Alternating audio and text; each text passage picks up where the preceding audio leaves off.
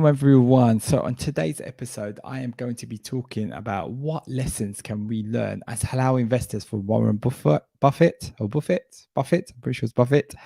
And I know he is not Muslim, but what I really like doing, and this is how I've managed to learn a lot of stuff, is just get generic investing advice, good investing advice and lessons and things like that. And then kind of apply it in a Muslim context. So, we don't have to just look at advice from Muslims about halal investing, but get regular advice and then find out how we can apply it in a Muslim context. And I just want to say for those that are new to this show, we look at simple halal investing and personal finance for Muslims. My name is Iqbal, and let's just talk about what we can learn from Warren Buffett. Now, I want to talk about, so there's a really good book, which is called The Psychology of Money by Morgan Housel. It's a fantastic book. I heard about Ali Abdaal, who's like a really big YouTuber type, influencer type person on YouTube. He's got some really good sort of episodes and stuff, and he recommended this book, and I read it. I was really kind of blown away. I also saw Morgan Housel on a lot of podcasts as well, so it's kind of really useful. And he talked about one thing that a lot of people don't speak about when it comes to Warren Buffett is that he started really early. One of the reasons why he, is so wealthy and everything is because he started at I think must have been a kid. So his money was compounding for ages. So one of the big lessons we learned is here, just leave your money, let your money grow. Just keep investing regularly and often. Just let your money grow for the long term. And, it's boring, but boring is great. When it comes to investing, boring is great. It means it's simple, it's easy to do, and you don't have to kind of think about it. And you could just invest regularly. And if you have kids, this is an amazing lesson. Something that I do. Any sort of birthday money, any Eid money, any money that you kind of have yourself, you can invest that. And your kids, if you invest that when they're young age, 3, 4, 5, whatever, they have lots of time ahead of you. I mean, if you invest at a really young age, by the time they're 20, I mean, they would have a massive nest egg kind of set up for them that could help pay towards, university or college, as you call it in the US. Although I believe you have universities in the US as well. So it's very interesting.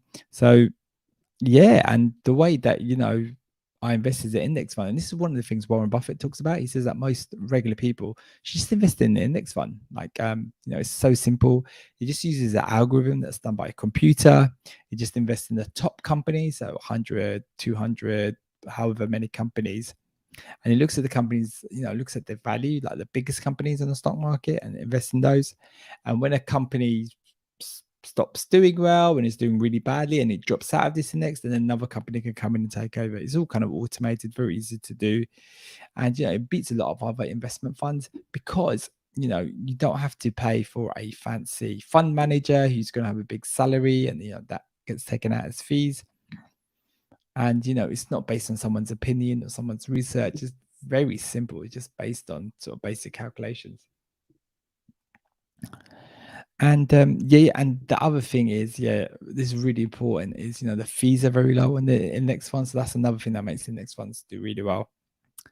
And I pretty much invest most of my money in index funds. So that's about 90%-ish of my sort of money is kind of invested in index funds. I was about to say 90% of my portfolio, which sounds very posh and more complicated than what it really is. It really is not, that complicated. And I just want to put a disclaimer out there that, I am not a investment financial advisor or anything like that. Everything I say is just for information and entertainment purposes. And so those are some of the big lessons. The other thing is, which I spoke about in the previous episode, which was, buy when people are selling and sell when people are buying. So, this is about not just panic selling and things like that. And just with potentially there could be like a recession coming up, a lot of people might stop investing and say, I need to keep my money, I need to be careful and not investing money and stuff. But really, I found from looking at the calculations and looking at all the advice out there, that does not seem like a good way to handle a recession. The best way to handle a recession is just to keep calm and carry on. If necessarily I need to cut back somewhere, I'll try and cut back on my lifestyle. And if it does really come down to it, then try and cut back on how much I'm investing. every month. So, if I was investing £100, then I might reduce it to about £50, something like that. So yeah, that's a really important thing that I just wanted to kind of speak about. So just to summarize, the main things are just starting early, really. And the next thing is just compounding, leaving your money there, giving it the chance to grow for as long as possible. The third thing I spoke about is index funds, which I kind of talk a lot about, and Warren Buffett talks about. It's what most people should do. It's very boring, very easy. It's just about a case of leaving the money in there for the long time.